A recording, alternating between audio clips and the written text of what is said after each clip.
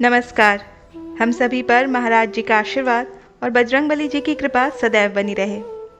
जब दैवीय शक्तियों का आवाहन हम अपने जीवन में निरंतर करते हैं, उन्हें पुकारते हैं, उनसे प्रार्थना करते हैं, उन्हें याद करते हैं, उनका ध्यान करते हैं, तो दैवीय शक्तियाँ भी हमारी तरफ आकर्षित होती हैं, हमारे साथ चलती हैं, साथ रहती हैं और कई प्रकार के अनुभव तब इन शक्तियों के जीवन में हमारे होते हैं।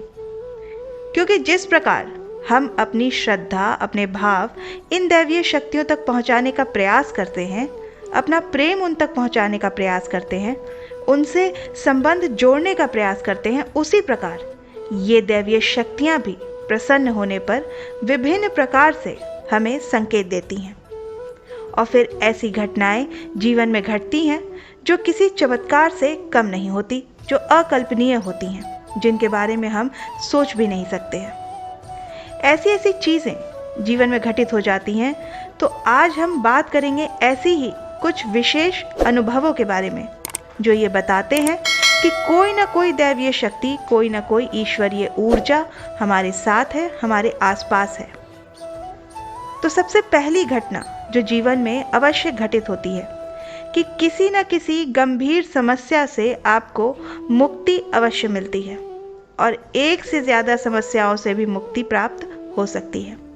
कोई गंभीर बीमारी है जो बहुत समय से जैसे आपका पीछा नहीं छोड़ रही है, वो ठीक हो सकती है। कोई आर्थिक समस्या हो जो लंबे समय से चल रही है, उसका कोई ना कोई समाधान आपको प्राप्त हो जाएगा। आय के स्रोत जीवन में आएंगे। घर का वातावरण यदि अगर तनावपूर्ण रहता है, कलेशपूर्ण रहता है, घर के सदस्यों के संबंध कलेशपूर्ण हैं, तो उनमें भी आप सुधार अनुभव करेंगे, वो सही होने लगते हैं। अर्थात कोई ना कोई आशीर्वाद, कोई ना कोई कृपा इन शक्तियों की अवश्य प्राप्त होती है अगर कोई शक्ति आपके संग रह रही है और एक चमत्कार से आपके जीवन में घटित हो जाता है। जी हाँ, इसे चमत्कार ही कहना उचित होगा। क्यों? क्योंकि आपका एक असंभव, एक दुर्गम कार्य सिद्ध हो जाता है। शक्तियों की जब कृपा होती है तो रंक को राजा बना देती है। एक मूढ़ मनुष्य भी ज्ञानी बन जाता है और एक बहुत असहाय व्यक्ति भी अति बलशाली बन सकता है। दूसरा संकेत ये होता है कि आपके शत्रु निस्तेज होने लगते हैं, आपके विरोधी शांत होने लगते हैं और जो लोग आपका अहित चाहते हैं या किसी न किसी कारण से आपके जीवन में अशांति पैदा करते हैं, आपको कष्ट देते हैं, वो आपके जीवन से हमेशा के लिए दूर चले जाते हैं। और कई बार ये भी होता है कि जो व्यक्ति आपका बुरा चाहता है उसके स्वयं के साथ ही कुछ बुरा हो जाता है। वो स्वयं ही ऐसी कई समस्याओं से घिर जाता है और साथ ही अन्य लोग आपकी तरफ आकर्षित होने लगते हैं, आपके सानिध्य की वो आकांक्षा करते हैं, आपसे बात करना चाहते हैं, क्योंकि इस समय जो आपकी ऊर्जा का स्तर है वो बहुत ज़्यादा बढ़ जाता है, बहुत ज़्यादा सकारात्मक हो जाता है, दिव्य हो जाता है। आपका आभा मंडल बहुत सशक्त हो जाता है क्योंकि एक दैवीय ऊर्जा, एक बहुत ही सकारात्मक सशक्त ऊर्जा आपके साथ होती है। तो ऐसे समय में व्यक्ति की अंदरूनी शक्तियां भी बहुत बढ़ जाती है और इसके कारण अन्य लोग सहज ही आपकी तरफ आकर्षित होने लगते हैं। तीसरा बहुत बड़ा संकेत कि कोई दैवीय शक्ति, कोई दैवीय ऊर्जा आपके साथ है, वो ये है कि आपका सोचा हुआ कई बार सत्य हो जाता है, पूरा हो जाता है।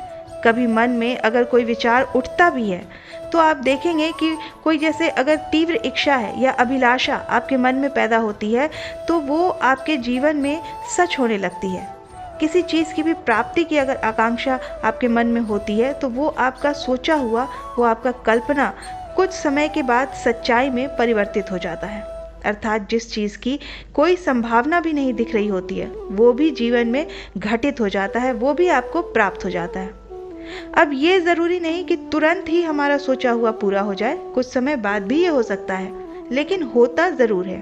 और ये इसलिए होता है क्योंकि जो दैवीय शक्तियाँ हमारे साथ हैं वो हमें स्नेह करती हैं, वो हमसे प्रेम करती हैं।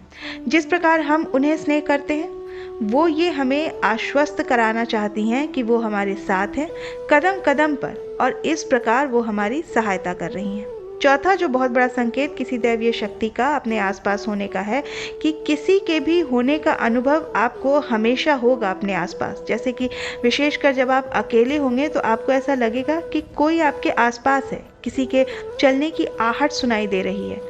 कभी कभी ऐसा लगेगा आपको जैसे घंटी की आवाज़ या फिर चूड़ी या पायल की आवाज़ आपको सुनाई दे रही है, कभी दरवाजे के खटखटाने की आवाज़।